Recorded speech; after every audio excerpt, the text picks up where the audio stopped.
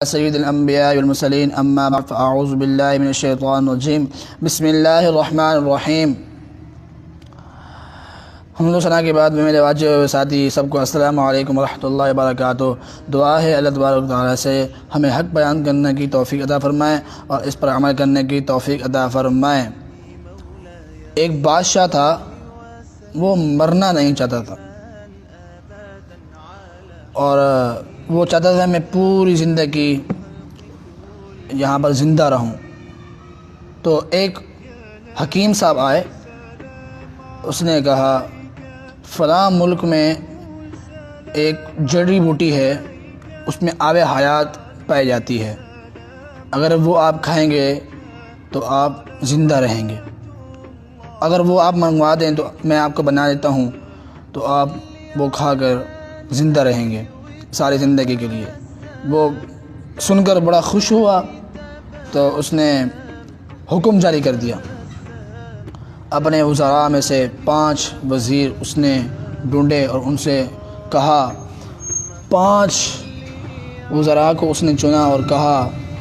جاؤ فلاں ملک میں یہ جڑی بوٹی ہے، یہ توڑ لے کر آؤ، اور ان بادشاہ کے پاس جب جانا ان سے جا کے کہنا کہ آپ کے ملک میں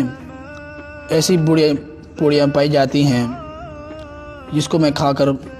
مرنا نہیں چاہتا، جس کو کھا کر میں زندہ رہوں گا، وہ مجھے بہت اشک ضرورت ہے ان بوٹیوں کی، وہ آپ مجھے دے دیں تاکہ میں اپنے بادشاہ کو دے سکوں۔ ان سے جا کے یہ عرض کرنا۔ اب وہ بادشاہ کے وزیر جو تھے وہ دوسرے ملک میں چلے گئے، دوسرے ملک میں گئے، ان سے جا کے کہا، دوسرے ان کو وصیت ملے اور جا کے کہا ان سے، سب معاملات سنایا، بتایا کہ بھئی آپ کے علاقے میں ایسی بوٹی پائی جاتی ہے کہ ہمارا بادشاہ مرنا نہیں چاہتا وہ کھا کر۔ تو جب انہوں نے سنا ان کا بادشاہ مرنا نہیں چاہتا، وہ سن کر کہہ لگانے لگے، ہنسنے لگ گئے۔ تو جب ہنسنے لگ گئے اس نے حکم جاری کر دیا، اس نے کہا انہیں پکڑو اور جا کے فلاں پہاڑ کے نیچے ایک خیمہ ہے اس میں بند کر دو، اور ان سے جا کے کہنا تب تک آپ کو اجازت نہیں ملے گی جب تک یہ پہاڑ تو ٹکڑے نہیں ہو جاتا، اور ان کو جا کے بند کر دیا اور ان کو یہ حکم بھی دے دیا۔ اب جب پہاڑ کے اندر بند ہوئے تو دیکھا پہاڑ کے اندر تو چاروں طرف خوف ہی خوف، موت کے آثارات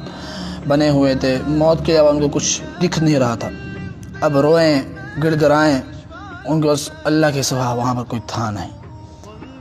تو وہ سجدہ ریز ہو گئے، جب سجدہ ریز ہوئے، روئے گڑ گڑائے، اللہ سے دعا مانگی، یا ہمیں رحم بخش دے، ہمیں بچا دے، اللہ ہمیں بچا دے۔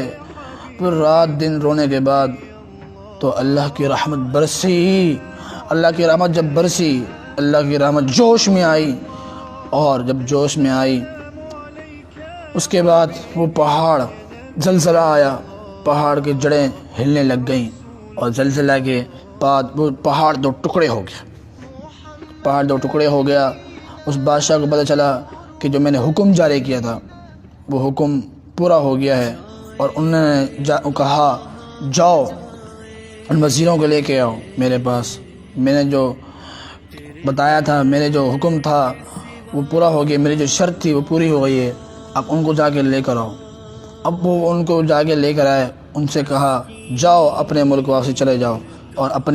میرے ایک پیغام ہے اپنے وزیر کو بتا دینا، اور یہ سب کچھ واقعہ جو آپ کے ساتھ ہوا ہے وہ آپ ان کو بتا دینا، جو آپ کے ساتھ واقعہ ہوا ہے شروع سے آخر تک،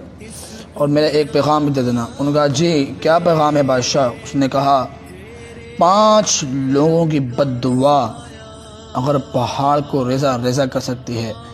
5 لوگوں کی بد دعا پہاڑ کو ریزہ کر سکتی ہے، تو 5 کروڑ عوام کی بد دعا بادشاہ کی زندگی مٹی میں ملا سکتی ہے،